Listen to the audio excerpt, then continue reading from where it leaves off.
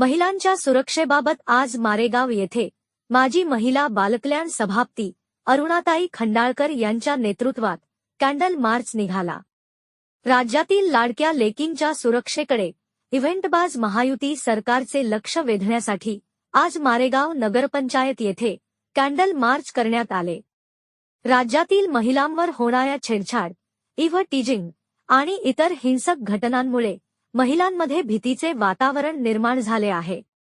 विशेषतः विद्यार्थिनी, कामकाज करणाऱ्या महिला आणि गृहिणी या सर्वांमध्ये रात्रीच्या वेळी प्रवास करताना असुरक्षितता जाणवू लागली आहे। या परिस्थितीमुळे त्यांचे दैनंदिन जीवनच नाही तर शहराच्या सामाजिक आणि आर्थिक विकासात त्यांचा सहभाग कमी होत असून या गंभीर परिस्थितीच्या पार्श्वभूमीवर आजपर्यंत महायुती सरकारने कोणतीही ठोस निर्णय घेऊन कारवाई केलेली नाही। त्यामुळे महायुती सरकारचे लक्ष वेधण्यासाठी कॅन्डल मार्चला विद्यार्थी यांच्यासह आदींची उपस्थिती होती। प्रतिनिधी विजय मत्ते, न्यूज 24, आपकी आवाज।